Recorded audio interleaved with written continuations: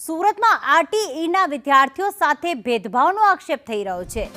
જહાંગીરપુરામાં જે શિશુકુંજ વિદ્યા વિહાર આવેલી છે ત્યાં આરટીઈના વિદ્યાર્થીઓ અને જે ફી ભરતા વિદ્યાર્થીઓ છે તેમના પર ભેદભાવનો આક્ષેપ છે। કમ્પ્યુટર અને પીટીના ક્લાસમાં બેસવા ન દેતા હોવાનો વિદ્યાર્થીઓ આક્ષેપ કરી રહ્યા છે। એક્ટિવિટી ફી પેટે 2000 રૂપિયા માંગતા હોવાનો આક્ષેપ। ભેદભાવથી બાળકોમાં માનસિક તણાવ વધ્યાનો પણ દાવો થઈ રહ્યો છે। શિશુકુંજ વિદ્યા વિહારના આચાર્ય આક્ષેપો ફગાવ્યા અને કહ્યું કે એક્ટિવિટી માટે 2000 લેવામાં આવે છે। યોગ, ડાન્સ, કરાટે, સ્પોકન ઇંગ્લિશ કરાવાય છે।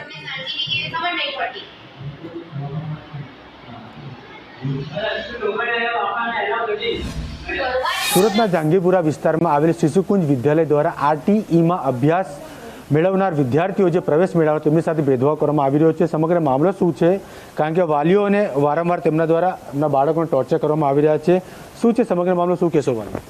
અમારી શિશુકુંજ વિદ્યા વિહાર સ્કૂલમાં અમારી પાસે અત્યારે 2000ની માંગણી કરે છે એક્ટિવિટીની ફીસ બાબતથી, અને એ લોકો એવું કહે છે કે કોમ્પ્યુટર છે, પછી આપણે શારીરિક શિક્ષણ છે, પીટી છે, કરાટે છે અને ડાન્સ છે, એમાં બધા અમારે એમ કહે છે કે 2000 તમારે એક્ટિવિટીની ફી વસૂલ કરવી પડશે, અને અમે બાળકોની 2000 રૂપિયા ફી ભરતા નથી। એના માટે અમારા બાળકોને ઓફિસમાં એ પીડીઆર દ્વારા બેસાડવામાં આવે છે। તેથી અમારી એવી માંગણી છે કે આનો અમારી સાથે ન્યાય કરવામાં આવે। ડીઓ ઓફિસ પર ગયા હતા કે ડીઓ ઓફિસ ઉપર અમે અહીંયા કમ્પ્લેન કરી હતી, તો એમણે પણ કોઈ કાર્યવાહી કાંઈ કરી નથી, કાંઈ પગલાં લીધા નથી।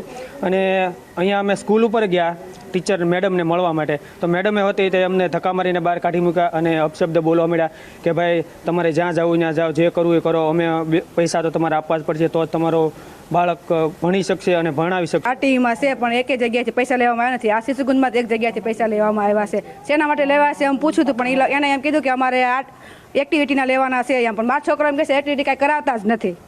બિલકુલથી આ તમામ વાલીઓ છે શિશુકુંજ વિદ્યાલય છે તેમના દ્વારા આ આરટીએમાં અભ્યાસ પ્રવેશ મેળવનાર વિદ્યાર્થીઓ સાથે ભેદભાવ કરવામાં આવી રહ્યો તેવો આક્ષેપ આ તમામ વાલીઓ દ્વારા કરવામાં આવી રહ્યો છે। એમ પણ કહેવામાં આવ્યું છે કે ડીઓને પણ રજૂઆત કરવામાં આવી છે, પરંતુ ડીઓ દ્વારા કોઈપણ પ્રકારની કાર્યવાહી કરવામાં આવી નથી। કેમેરામેન અજીત પટેલ સાથે જયેન્દ્ર પાંડે, સંદેશ ન્યૂઝ, સુરતના જહાંગીરપુરા વિસ્તારમાં આવેલી શિશુકુંજ વિદ્યાલય દ્વારા આરટીઈમાં પ્રવેશ મેળવનાર વિદ્યાર્થીઓ સાથે ભેદભાવ કરવામાં આવતો હોય તેવો આક્ષેપ વિદ્યાર્થીઓના વાલીઓ દ્વારા કરવામાં આવ્યો છે। તેમને બહાર પણ બેસાડવામાં આવ્યો છે, તે ઉપરાંત રૂપિયા 2000 પણ માંગવામાં આવી રહ્યા છે। પરંતુ શા માટે સમગ્ર મામલો સામે આવ્યો છે? આપણી સાથે પ્રિન્સિપલ મેડમ જોડાયા છે। મેડમ, શું કહે છે સમગ્ર મામલે? અમારી શાળા તરફથી બાળકોને કોઈ પણ પ્રકારનું પ્રેશર આપવામાં આવતું નથી।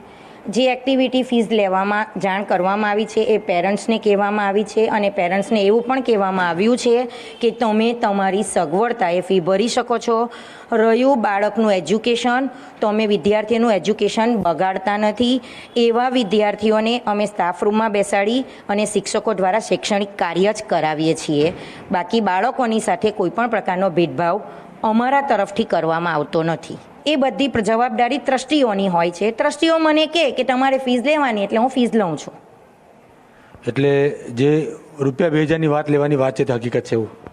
ના, કોઈ ફરજિયાત નથી બાળકોને, તો અમે કહેતા જ નથી। વાલીઓને કીધું છે કે તમારે એક્ટિવિટીમાં ભાગ લેવડાવો એ ન લેવડાવો એ એમના પર ડિપેન્ડેડ છે।